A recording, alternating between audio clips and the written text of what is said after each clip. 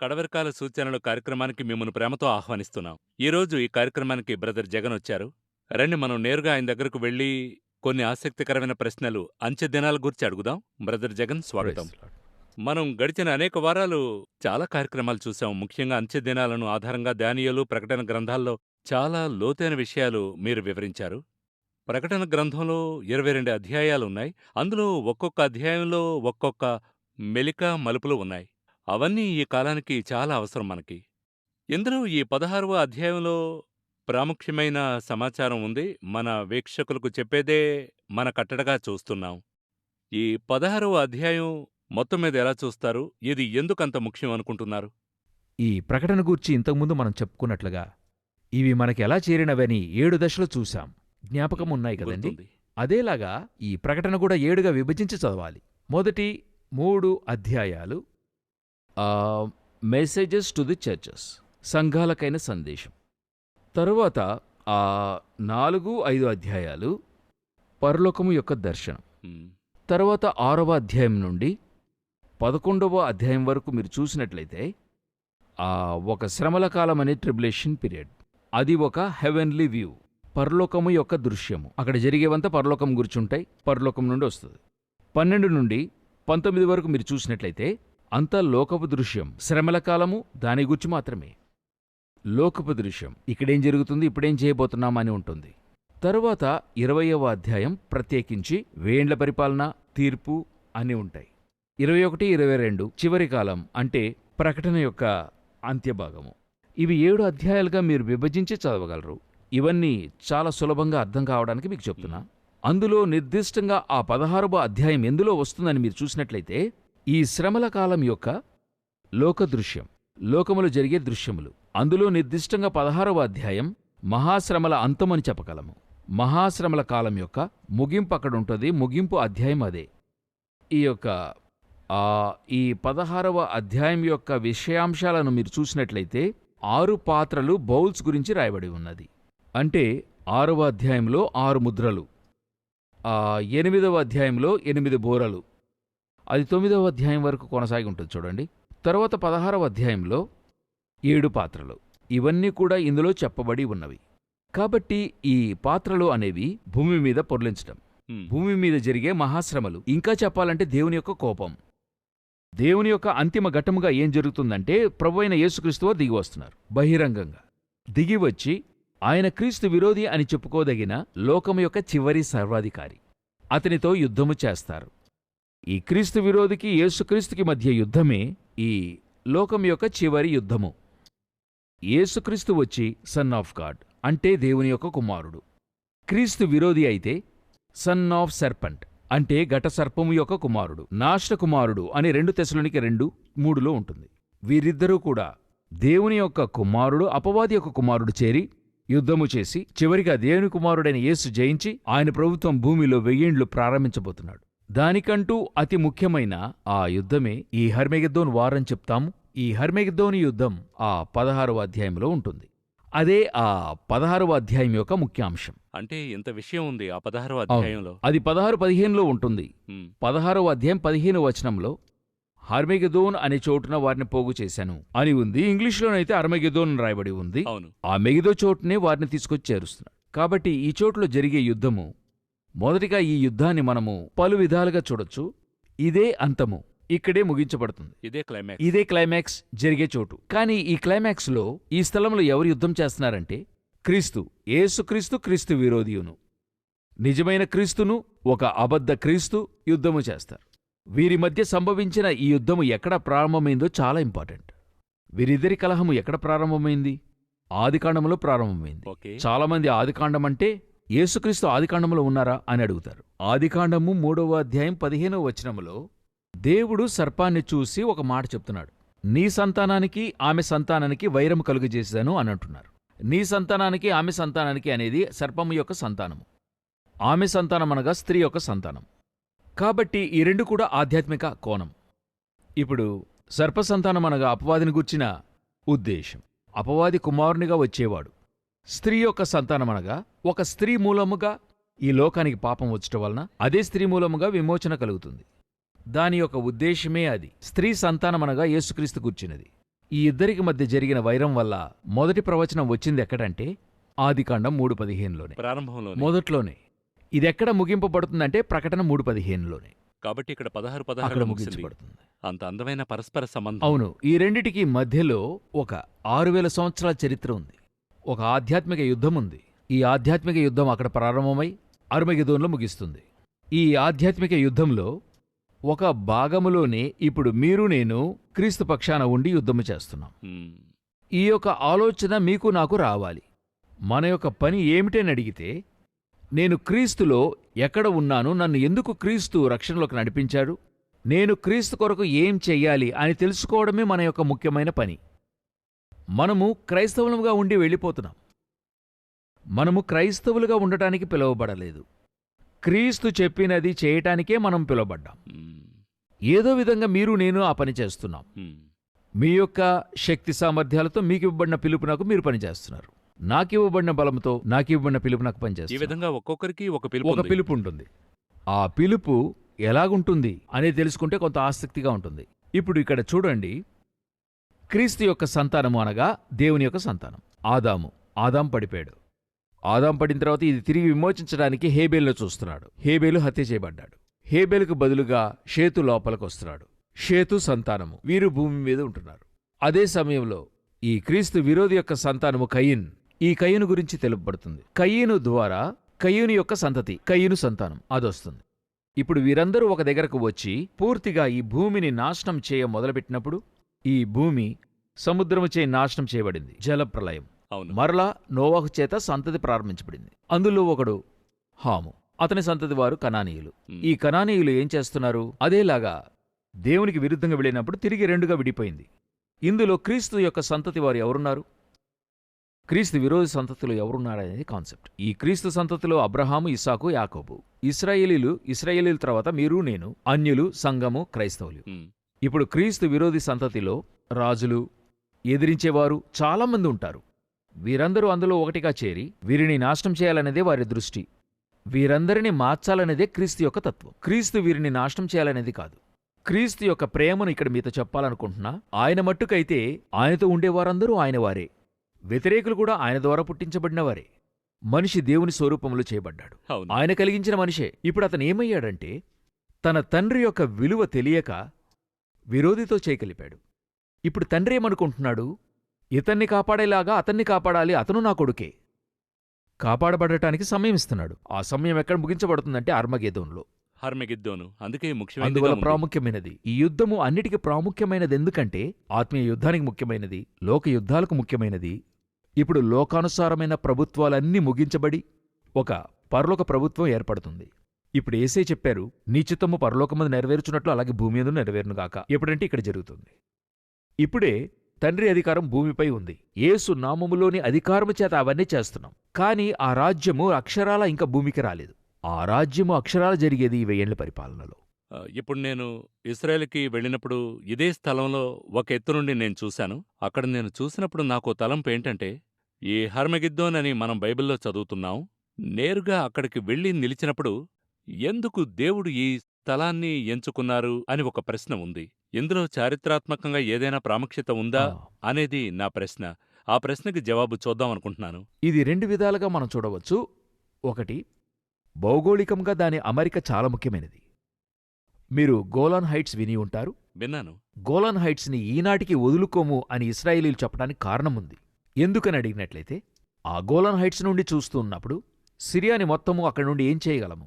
కనబడుతుంది. చూడగలం. అక్కడ ఒక సైనిక దళం ఏర్పడుతున్నప్పుడు సిరియాని పూర్తిగా నియంత్రించడం కుదురుతుంది. అదే సమయంలో ఆ గోలన్ హైట్స్ క్రింద ఒక గొప్ప జలమయం ఉంది. ఆ పూర్తి జలమయం ఇశ్రాయేలీయులకు దక్కినట్లయితే వారి నీటి సమస్య తీరుతుంది. ఈనాడు లోకములో ఒక సమస్యగా కనపడుతుంది. అదేలాగున అర్మగెదోనుకు ఒక ప్రాముఖ్యత ఉంది. 2 ముఖ్య కారణాలు అక్కడ జరగాలి. ఒకటి, లోకములో ఉండేవారు 3గా విభాగమై ఆ స్థలంలో యుద్ధం చేయాలి. హ్మ్. ఎప్పుడు, ఎందుకు అలా చేయాలని అడిగినట్లయితే, ఇప్పుడు ఈ యుద్ధం జరిగేటప్పుడు యేసుక్రీస్తే వస్తారని మనం చూస్తున్నాం. ఆయన వస్తారు, ఎలా వస్తారు, ఆయన ఏ విధంగా ఉంటారు అనే రీతిని మీతో తర్వాత చెప్తాను. ప్రభువు తన 1000 పరిశుద్ధుల పరివారంతో కూడా భూమిని తీర్పు తీర్చడానికి వస్తున్నాడు అని హానోకు తెలియజేస్తూ మనకు చెప్తున్నాడు. అలా ఆయన వస్తూ ఉన్నప్పుడు 1000 పరిశుద్ధులు దిగి అక్కడ యుద్ధము చేస్తారు.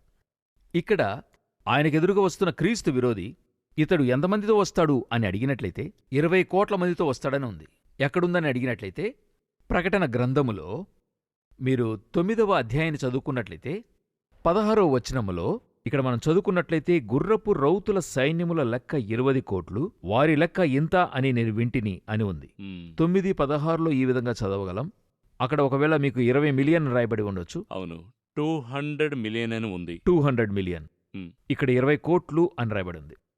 ఇప్పుడు ఆలోచించి చూడండి, అంత్యక్రీస్తుతో కూడా 20 కోట్ల మంది అక్కడ యుద్ధం చేయాలి. అప్పుడు 20 కోట్ల మంది అక్కడ పట్టే స్థలంగా ఉండాలి. అది విస్తారమైన భూమి. విశాలమైన స్థలం. 20 కోట్ల మంది నుంచుని అక్కడ యుద్ధం చేయాలి. అది మాత్రమే కాకుండా యేసుక్రీస్తు అక్కడికి రాబోతున్నారు. ఇది భూమికి కేంద్రంగా మారాలి. ఎందుకంటే క్రీస్తు విరోధి పడమర నుండి రాబోతున్నాడు, వెస్ట్ నుండి రాబోతున్నాడు. అంటే మనం ఎదురు చూస్తున్నట్లుగా ఐరోపా దేశం నుండి, ఆ స్థలం నుండి అంత్యక్రీస్తు రావాలనేది బైబిల్ యొక్క ప్రవచనం. ఇతనుకు సహాయం చేయటానికి అదే 16వ అధ్యాయంలో చూడండి, 12:13, ప్రకటన 12:13లో ఉంటుంది, తూర్పు రాజులు వస్తారు. అలాగనే ఉంది కదా 16, 12, 13లో. 16, 12 and 13. Then the sixth angel poured out his bowl on the great river Euphrates, and its water was dried up, so that the way of the kings from the east might be prepared. From the east. అప్పుడు తూర్పు నుండి రావాలి. తూర్పు అనగానే మనకెవరు ప్రత్యక్షమవుతారు? China, India, వీరే తూర్పులో ఉండేవారు. ఆ తర్వాత లాస్ట్ బే ఆఫ్ బెంగాల్ వచ్చేస్తుంది. ఆ తర్వాత దేశాలు లేవు. కాబట్టి తూర్పు నుండి వీరు రావాలి, పడమర నుండి అతను రావాలి. రెండిటికి సెంటర్ పాయింట్కి ఏది ఉందంటే మెగిదిలో ఉంది. భౌగోళికంగా చాలా ప్రాముఖ్యమైన స్థలం. దీనితో కూడా ఇశ్రాయేలీలు కలుస్తారు. కాబట్టి ఈ ముగ్గురు కలిసే చోటే ఆ మెగిద్దో, 20 కోట్ల మంది కలిసే చోటు. మీరు చదివిన వాక్యంలో మరొక ప్రాముఖ్యత ఉన్నది. గమనించినట్లయితే 16, 12లో చదివారు కదా, యూఫ్రటీస్ నది ఎండిపోయాను అని ఉంది. అవును, ఉంది కదా, యూఫ్రటీస్ అను మహానది ఎండిపోయాను. అవును. అప్పుడు యూఫ్రటీస్ అనే నది ఎక్కడుంది బైబిల్లో? ఆదికాండం 2లో ఉంది. అక్కడ ప్రారంభంలో ఒక నది బయలుదేరి 4 శాఖలుగా ఒక తోటలోనికి పారుచున్నది. అందులో ఒకటి యూఫ్రటిస్. ఈ యూఫ్రటిస్ అనేది దేవుడు సృష్టించినది, మొట్టమొదటిగా వచ్చినది. ఆ నది ఎండిపోవాలి. ఎక్కడ? అర్మగెదోన్లో ఎండిపోవాలి. నేను చెప్పింది అర్థమైంది కదా. సృష్టి ప్రారంభంలో అది మొదలైంది, దేవుడే సృష్టించినది. ఎలాగైతే సృష్టి ఆరంభంలో మొదలైందో అలాగే అంతంలో అంతరించబోతుంది. కాబట్టి యూఫ్రటిస్ నది ఇప్పుడు భౌగోళికంగా చూసినట్లయితే ఎండిపోవడం ప్రారంభమైంది. లోకంలో జీవనదులు అని చెప్తుంటారు. అతి ముఖ్యమైన 4 నదులు, అందులో యూఫ్రటిస్ ఒకటి. ఈ యూఫ్రటిస్ ఎండనటువంటి జీవనది. ఎందుకు జీవనది అంటామంటే అది ఎండిపోదు.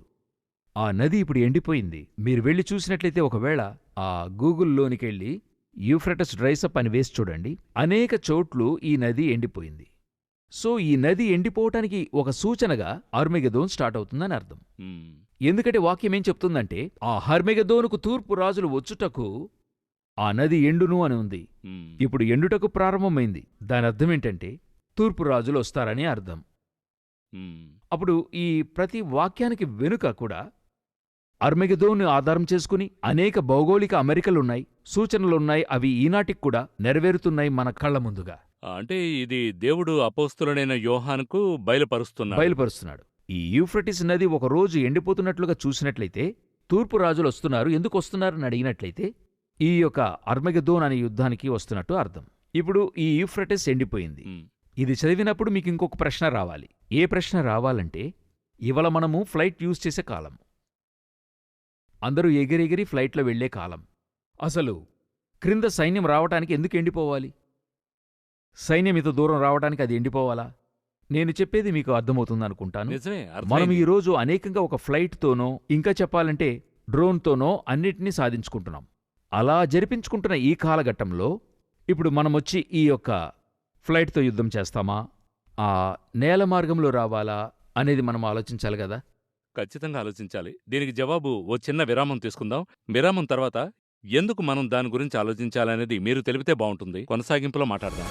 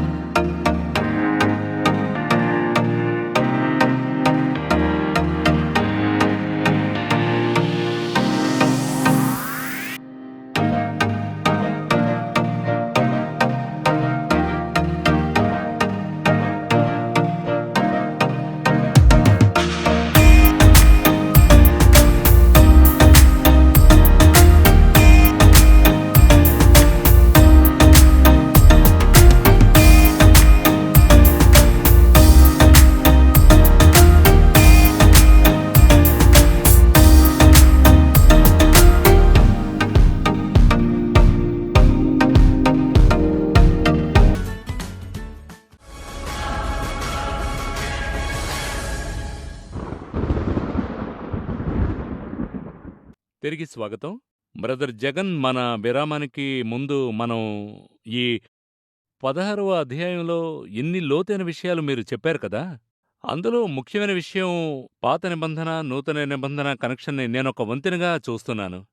Everything what is there in revolution ఎంతో అందంగా దేవుడు ముందుగానే ప్రణాళిక వేసి అది చెప్పి, అది ముగించారని చెప్పేటప్పుడు ఈ హర్మగిద్దోని ఎంత ముఖ్యమైందనేది it's comes out of significant part. ఎందులో మీరు విరామానికి ముందు చెప్పింది the Euphrates river getting dried అని చెప్పారు. దాని గురించి కొంచెం వివరిస్తే బావుంటుందనుకుంటున్నాను. ఇప్పుడు యూఫ్రటిస్ రివర్ డ్రైస్ అప్ ఎందుకు అవుతుంది? అలాగంటే అందరూ ఆ మార్గము ద్వారా సైనికులందరూ వస్తారని బైబిల్లో రాయబడి ఉంది ఆ ఈస్టర్న్ కింగ్స్ గురించి చెప్తూ. ఇప్పుడు మనము సాధారణంగా ఈ రోజున్న టెక్నాలజీకి డ్రోన్ సహాయంతో ఆయుధాలను ధ్వంసం చేయగలము. వీటిని మించి శాటిలైట్ వెపన్స్ కూడా వచ్చేశాయి. అలాగున్నప్పుడు ఇప్పుడు నేల మార్గమున వస్తారా? ఇంకొక అడుగు ముందుకు వెళ్ళి చెప్తాను. సైనిక దళమునే మొత్తమును కూడా రోబాటిక్గా మార్చేటువంటి కాలమిది. అన్ని విభాగాలు కూడా ఏఐ టెక్నాలజీ, ఆర్టిఫిషియల్ ఇంటెలిజెన్స్లోకి మార్చే కాలఘట్టంలో ఉన్నాం. అలాగున్నప్పుడు బైబిల్ చెప్తుంది, తూర్పు నుండి రాజులు లేచి వస్తారు.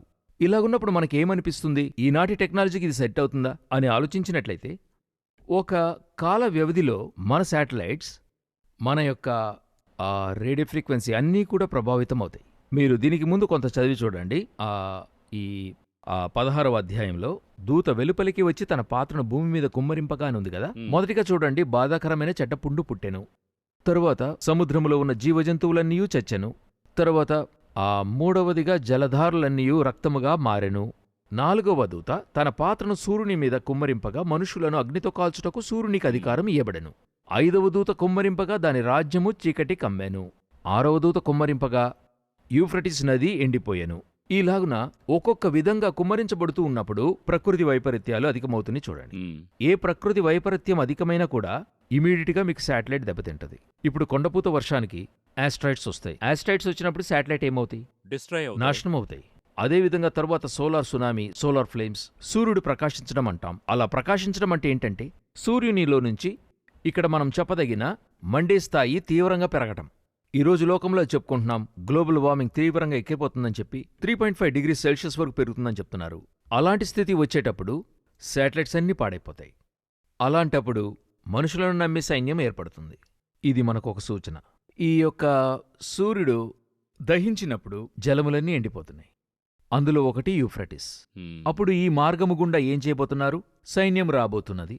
మరలా మునుపటిలాగా ఇప్పుడు మనకు కలిగి ఉన్నటువంటి సైన్యం రాబోతున్నది. ఇందులో ఇంకొక గొప్ప విషయం ఏంటంటే 20 కోట్ల సైన్యం ఉందంటున్నారు. ఈ 20 కోట్ల సైన్యము అంటే మీరు యోచించినట్లయితే ఒక గుంపులో ఒక 10,000, 20,000, 30,000 లేక 40,000 ఉండొచ్చు. 1,00,000, 1,50,000 అంటే ఎంతో గొప్పది. ఎంతో గొప్ప సైన్య సమూహం అది. ఇప్పుడు 20 కోట్ల సైన్యమంటే, అప్పుడు 20 కోట్ల మంది ఉండే సైన్యమంటే అంతమంది ప్రజలుండే దేశమై ఉండాలి. అవునా? ఇవన్నీ కూడా గొప్పదైన ఒక ప్రొఫెటికల్ ఓడివంత 20 కోట్ల సైన్యం అనుంది. ఇదొక ప్రక్క ఉంచుదాం. ఇప్పుడు వీరందరూ నడిచి వస్తారు. దానికి ఇప్పుడు యూఫ్రటిస్ డ్రైసప్ అయింది. ఇది మనకి తెలిసింది. కాబట్టి ఇవన్నీ కూడా మనకిప్పుడు సిద్ధంగా ఉన్నాయి. నేనిది చెప్తాను, కరోనా వైరస్ యొక్క లాక్డౌన్ పీరియడ్ ఉంది కదా, ఇది ఒక విధంగా మనకు పొడిగించి ఇస్తున్నాడు దేవుడు. ఎందుకంటే వెళ్ళిన వేగానికి చూసినట్టయితే మేము ఈ ఆధారాలన్నీ సేకరించి మేము ముందుకు వెళుతున్న వేగంలో 2020లో అన్నీ కూడా సిద్ధంగా ఉన్నటువంటి స్థితిలో కనబడింది. మేం చూస్తున్నాం, మార్గాన్ని వేసి ఒక ప్రక్క దిగుతున్నారు, ఒక ప్రక్క యూఫ్రటిస్ ఎండిపోతుంది. ఇవన్నీ గత 2000 సంవత్సరములుగా జరగని కార్యములు ఇప్పుడు జరుగుతూ ఉన్నాయి. ఇంకొక ప్రక్క సైన్యం సిద్ధమవుతుంది. కాబట్టి ఇవన్నీ చూస్తున్నప్పుడు, కాబట్టి 2020 లోపల ఏదో ఒక గొప్ప కార్యము జరుగుతుందని ఎదురు చూసినప్పుడు ఆకస్మికంగా కరోనా వచ్చి అన్నీ కూడా లాక్డౌన్ అనే పేరులో అన్నీ కూడా కొంచెం అట్లే స్టాప్ చేసి ఉంచారు. కాబట్టి ఇప్పుడు ఇవన్నీ కూడా మరలా రీషెడ్యూల్ అవుతూ ఉన్నాయి. రీషెడ్యూల్ అయి వీరందరూ ఏం చేయాలి? వీరందరూ పాత స్థితికి వచ్చినప్పుడు మనం ఎదురుచూస్తున్న ఆ అంత్యకాలము హర్మెగిద్దోనుకైనా అన్నీ కూడా సిద్ధంగా ఉన్నాయి. మనం చెప్పేది ఒక ప్రక్కన తూర్పు రాజులు రావడానికి యూఫ్రటిస్ ఎండిపోయింది, మార్గము సిద్ధపరచబడింది, వీరు రావడం ప్రారంభమైంది. ఇంకొకటి ఇందులోనే మరొకటి అడిగినట్లయితే, ఆ కొరియా వారి బేసులో చాలా గొప్పదైన ఒక సంస్థ ఉంది, ఆర్గనైజేషన్. ఆ సంస్థకు పేరు హాలోంగ్ అని పేరు. ఈ హాలోంగ్ యొక్క సంస్థ యొక్క చాలా ప్రాముఖ్యమైన విషయం ఏంటని అడిగినట్లయితే, ఒకరోజు కాకపోయినా మరొక రోజు వారి సిద్ధాంతం ఇది. ఒకరోజు కాకపోయినా మరొక రోజు ఈ లోకాన్ని పట్టుకొనుటకు గ్రహాంతరవాసులు వస్తారు. ఆ గ్రహాంతరవాసులు వచ్చినప్పుడు వారిని ఎదిరించి మనం పోరాడటానికి సిద్ధంగా ఉండాలి. అలా ఉండటానికే ఒక 15 ఏళ్ల క్రితం ఒక సంస్థ ఏర్పడింది. స్థాపించి ఈనాడు 10 కోట్ల మంది అందులో సభ్యులు. మీరు విన్నారో లేదో నాకు తెలియదు. లీహాంగ్సీ అనే అతను దాన్ని స్థాపించాడు. ఆయన చనిపోయాడు. ఆ తరువాత ఆయన అనుచరులు కొనసాగిస్తున్నారు. 10 కోట్లు అందులో సభ్యులుగా ఉన్నారు. ఇది కొరియా బేస్లో ఆరంభించి ఇప్పుడు మన తూర్పు వైపు చైనా, కంబోడియా ఇవన్నీ చోట్ల ఉన్నాయి. ఇప్పుడు వీరి లక్ష్యమంతా ఏంటని అడిగినట్లయితే, ఈ ఏలియన్స్ అని చెప్పదగిన గ్రహాంతరవాసులు వీరు వచ్చి దిగునప్పుడు ఆ స్థలంలో మనమంతా కలిసి యుద్ధం చేయాలి అని చెప్పి, ఈ ఏలియన్స్ అనే గ్రహాంతరవాసులు ఎవరనేది సమయం వచ్చినప్పుడు దాని గురించి చెప్తాను. కాబట్టి ఇప్పుడు నేనేం చెప్తున్నానంటే, ఈ అర్మగెద్దోనికే వీరు సిద్ధమవుతున్నారని చెప్తున్నా. ఎందుకంటే 20 కోట్ల మంది రావాలి. ఒక ప్రక్కన రేపటి గూర్చి ఆలోచించి చూడండి. ప్రపంచమంతటికీ ఒక సమస్య వచ్చినప్పుడు అందరూ కూడా ఈ యుద్ధానికై తమ్మును సమర్పించుకుంటారు. ఉదాహరణకు, ఒక దేశానికి సమస్య వచ్చినప్పుడు సైన్యమేం చేస్తుంది? యుద్ధం చేస్తుంది. యుద్ధము తీవ్రమైనప్పుడు ఇప్పుడు సైన్యానికి ఎవరు అవసరమవుతారు? ప్రజలు అవసరమవుతారు. ప్రజలు అవసరమైనప్పుడు ఎవరైతే ఇష్టపడుతున్నారో మీరందరూ రండని ఆహ్వానం పలికి వారికి యుద్ధ శిక్షణ ఒక షార్ట్ టర్మ్ కోర్సుగా ఇచ్చి వెంటనే తీసుకెళ్తారు. ఇంకా ప్రజలు అవసరమైతే మనం ఏం చేస్తాం? అందరినీ రమ్మంటాం. ఇప్పుడు ఇశ్రాయేల్లో ఇటువంటి కార్యాలు జరుగుతాయి. చూస్తే ఆకస్మికంగా సైన్యంలో ఉంటారు. అధికంగా కావాలంటే యవనస్తులను పిలుస్తారు. ఇంకా అధికంగా అవసరమైతే అప్పటికే సైన్యంలో ఉండి రిటైర్మెంట్ తీసుకున్న వారిని పిలుచుకుంటారు. ఇలా అందరూ వచ్చి కలిసినప్పుడు, రేపు ప్రపంచానికి సమస్య ఏర్పడినప్పుడు, అందరూ కూడా ఇందులో చేర్చబడినప్పుడు 20 కోట్ల మంది ఈ సైన్యంలోనికి వచ్చి చేరతారు. కాబట్టి దానికి సిద్ధపడే కార్యక్రమాలన్నీ కూడా ఈ అర్మగెదోన్ అనేటువంటి ఆ స్థలము ఆధారం చేసుకుంటూ జరుగుతున్నాయి. అంటే ఇంత విషయం ఉంది ఈ ఒక్కదానిలో. ఒకచోట్లో ఉన్నాయి. ఇప్పుడు ఇవన్నీ మనము చూస్తూ ఉన్నప్పుడు ఇంకొకటి చాలా రోజులుగా దీనిని చూస్తున్నాము. ఇటువంటి బ్యాక్డ్రాప్ ఉంది. ఒకవేళ మన వీక్షకులకు కూడా ఇది ఏం బ్యాక్డ్రాప్ అని చాలా మందికి తెలియకపోవచ్చు. ఈ అర్మగెదోన్ యొక్క ప్రారంభమే ఇక్కడ జరుగుతుంది. దీనికి ఈస్టర్న్ గేట్ అని పేరు. ఈ ఈస్టర్న్ గేట్ ఎక్కడుందంటే యెరూషలేములో ఉంది. ఈ ఈస్టర్న్ గేట్ని చూడండి, మూయబడి ఉంది, క్లోజ్ చేస్తుంది. ఎందుకు మూయబడింది అని అడిగినట్లయితే కింద ఏం రాయబడి ఉందంటే, ఇది వచ్చి మెస్సయ కొరకు అని చెప్పి ఇశ్రాయేలీయుల నమ్మకం. వారు మెస్సయ వచ్చువరకని మూసి ఉంచారు. దీని కొరకైన విషయములు బైబిల్ ఎక్కడ రాయబడి ఉందంటే, ఇది యెహెజ్కేలు పుస్తకము 44వ అధ్యాయము మొదటి 4 వచనాల్లో చెప్పబడి ఉంది. దీనికి తూర్పు గుమ్మమని పేరు. ఈ గుమ్మము మూయబడి ఉంటుంది. ఇది అధికారికి చెందినది. అధిపతి దీనిగుండా ప్రవేశించి భోజనము చేయును అని ఉంది. కాబట్టి ఇది క్రీస్తు విరోధికై తెరుస్తారు. అంతవరకు ఇది మూయబడి ఉంటుంది. ఇక్కడికొచ్చినటువంటి క్రీస్తు విరోధియే ప్రయాణమై ఎక్కడికెళ్తాడని అడిగినట్లయితే అర్మగెదోన్కెళ్తాడు. ఎందుకంటే దీని వెనుక బైబిల్ యొక్క అతి ముఖ్యమైన క్రమము ఉంది. ఏంటా క్రమము? ఇప్పుడు ఇశ్రాయేలీయులకు యెరూషలేమునకు అనేక విషయాలు చేసినప్పుడు ఒకవేళ ఈయన మెస్సయ్య అయ్యుంటాడని ఇశ్రాయేలీయులు అతన్ని అంగీకరిస్తారు. కాబట్టి ఇది మెస్సయ్య కొరకు తెరవాలని తెరుస్తారు. ఇది తెరిచినప్పుడే అతడేం చేస్తాడంటే, ఇతడు తనను తాను దేవునిగా కనపరుచుకుంటాడని 2 తెస్సలోనికైలకు 2:4లో ఉంటుంది. అతడు తనను అన్ని దేవతల కంటే హెచ్చించుకునునని దానియేలు 11:37లో ఉంది. కాబట్టి ఇప్పుడు అతడిక్కడికొచ్చి తనను దేవునిగా చూపించుకున్నప్పుడే ఇశ్రాయేలీయులకు నిజం తెలుస్తుంది. ఈయనొచ్చి ఎవరు కాదు? మెస్సయ్య కాదు. ఎందుకంటే మెస్సయ్య వచ్చి దేవుడు పైనున్నాడు, తండ్రి అయిన దేవుడు, ఆయననే చూపాలి. అందుకే యేసు వచ్చినప్పుడల్లా ఎవరిని చూపించారు? తండ్రి దేవుని చూపించారు. అప్పుడే వీరందరికీ ఆ గ్రహింపు కలుగుతుంది. ఇక్కడ నుండే అతనికి ఇశ్రాయేలీయుల మీద కోపం రేగుతుంది. ఎందుకంటే అతన్ని వారు ఈ చోటు నుండే తృణీకరిస్తారు, అంగీకరించరు అతడు దేవుడని. ఆ తర్వాత ఇక్కడి నుండి ప్రారంభమయ్యేది అర్మగెద్దోన్ వార్. ఇక్కడి నుండి బయలుదేరి అర్మగెద్దోన్కి వెళ్తాడు. ఈ 3.5 సంవత్సరములో అన్ని విధములైన శ్రమలు జరుగుతాయి. ఇందులోనూ ఇప్పుడు సమీపంలో జరిగినటువంటి విషయాన్ని మనము వీరికి తెలియజేస్తే బాగుంటుంది. సమీపములో ఆ ఇశ్రాయేలీయుల ప్రధాని ఒక ప్రకటన చేశాడు. ఏంటంటే యూదయాలో వలస వచ్చే కార్యం జరగబోతుంది అలాగని చెప్పి ప్రకటించారు. మేము యూదయాలో ఏం చేయబోతున్నాం? ప్రజలు వలస వచ్చి ఉండవచ్చని చెప్పినప్పుడు భయంకరమైన వ్యతిరేకత, తీవ్రంగా వ్యతిరేకించారు. అవన్నీ చేయకూడదని చెప్పారు. కాని యూదయ వచ్చి వీరి కంట్రోల్లో ఉంది. జోర్డాన్ యొక్క కంట్రోల్లో ఉన్న ఒక ప్రాంతం. యోర్దాను, ఇశ్రాయేలు ఆ ప్రాంతంలో సెంటర్గా సరిగ్గా గట్టి పోటీలో ఉన్నారు. కాబట్టి ఆ స్థలంలో మేమేం చేయబోతున్నామంటే వలస వస్తామని చెప్పి ఇశ్రాయేలీయులు చెప్పిన వెంటనే ఇప్పుడు వీరందరూ ఏం చేశారంటే అలా చేయకూడదని బయట దేశాలని చెప్పాయి. అప్పుడు వీరి వలసవచ్చు కార్యం అక్కడ జరిగించ ప్రారంభించారు. అప్పుడే మనం ఏం చెప్పుకోవచ్చంటే ఆ ప్రాంతంలో ఇశ్రాయేలీయులు వలస వచ్చెదరు. ఇశ్రాయేలీయుల యొక్క వలస వచ్చుట జరుగుతుంది, అది ఆపలేరు. ఎందుకు కళ్ళు మూసుకుని ఆపలేరని చెప్పడానికి కారణం మత్తయి 24లో ఈ హర్మగెద్దోను యుద్ధం గూర్చి చెప్పే స్థలంలో 12 నుండి 15 వచనాల వరకు దేవుడు తెలియజేస్తున్నాడు. నాశనకరమైన హేయ వస్తువును గూర్చి ప్రవక్తైన దానియేలు చెప్పాడు గదా, చదువువాడు గ్రహించునుగాక. అది పరిశుద్ధ స్థలమందు నిలుచుట చూడగానే, ఈ స్థలంలో నిలుచుట మీరు చూడగానే యూదయాలో ఉన్నవారు కొండలకు పారిపోండి అంటున్నాడు. హ్మ్. అవునా? అప్పుడు యూదయాలో ఉన్నవారు కొండలకు పారిపోవాలంటే మొదట అక్కడ ఎవరుండాలి? యూదయాలో జనులుండాలి.